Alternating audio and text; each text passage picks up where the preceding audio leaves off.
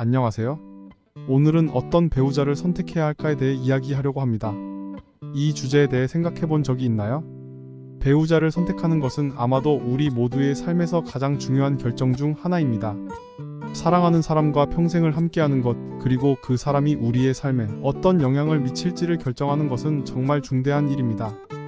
하지만 이 중대한 결정을 내릴 때 우리가 고려해야 할 것들이 무엇인지, 어떤 기준으로 배우자를 선택해야 하는지에 대해 명확한 기준을 가진 사람은 많지 않을 것입니다. 외모, 경제력, 체격, 직장, 학벌, 종교 등과 같은 조건들이 중요할까요? 사실 정답은 없습니다. 하지만 오늘 이 영상을 통해 배우자 선택의 기준을 어느 정도 마련해 보셨으면 합니다. 그럼 결혼할 때 확인해야 될 조건 5가지에 대해 알아보겠습니다. 첫 번째로 어려운 상황에서의 평정심과 대처 방법 확인하기입니다. 좋은 상황에서는 모두가 좋은 모습을 보이지만 어려운 상황에서도 평정심을 유지하는 사람인지 확인하는 것이 중요합니다. 연애 중에는 보통 이상적인 모습만 보이기 마련이지만 결혼을 하고 난 후에는 자신의 단점이 강조되는 경우가 많습니다. 자신이나 배우자의 작은 단점을 무시하거나 미루지 말고 심각하게 생각해 보세요. 특히 상황이 나빠졌을 때 그 사람의 반응을 주의 깊게 관찰하세요. 좋은 상황에서는 모두가 좋은 사람처럼 보이지만 어려운 상황에서 진정한 본성이 드러납니다.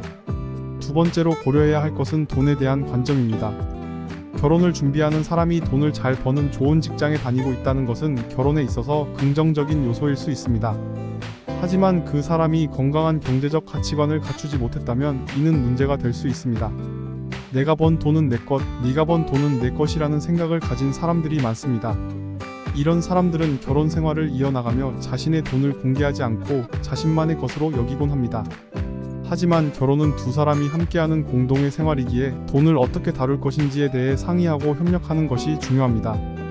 결혼의 장점 중 하나는 어려운 시기에 상호 보완하여 서로를 돕는 것입니다.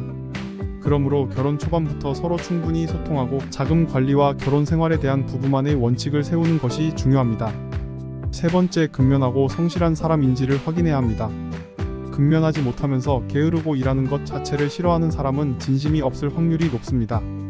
사랑에도 성실한 자세가 필요한데 이런 사람들은 마음대로 행동하고 사랑에 진지한 노력을 기울이지 않습니다. 네 번째로, 책임감 있는 사람인지를 확인해야 합니다. 책임감이 없는 사람과 함께하는 삶은 고달플 수 있습니다. 책임감 있는 사람은 자신의 잘못을 인정하고 그 결과를 받아들이는 데 주저하지 않습니다.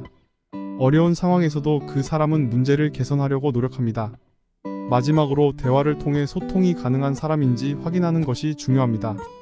부부간의 모든 중요한 문제들, 가정 문제, 임신과 출산, 육아, 성생활, 가사분담, 휴일에 보내는 방법, 어디에서 어떻게 살 것인지 등에 대해 논의하고 의견을 조정할 수 있는 사람인지 살펴봐야 합니다. 결혼 생활은 대화와 소통 없이는 이해와 화합이 이루어지지 않습니다. 중요한 문제에 대해 대화하지 않는 부부는 오해를 살 수 있으며 이는 결국 불행을 초래할 수 있습니다. 따라서 소통에 문제가 있다면 결혼에 대해 신중하게 생각해 보셔야 합니다. 사실 위 조건을 모두 만족시킬 좋은 배우자를 선택하는 것은 어려운 일입니다. 그리고 본인이 배우자를 선택하는 것만으로는 충분하지 않습니다. 본인 또한 선택한 사람과 함께 노력하고 서로를 배려하는 것이 중요합니다. 앞에 몇 가지 조건들을 말씀드렸지만 이 모든 것들을 상대방에게만 요구하지 말고 자신도 같은 기준을 가지고 행동하는 것이 중요하다는 것을 잊지 마세요. 자신이 바라는 것을 먼저 실천하는 것이 진정한 행복을 이끌어낼 것입니다. 도움이 되셨다면 좋아요와 구독, 그리고 친구들에게 공유 부탁드려요.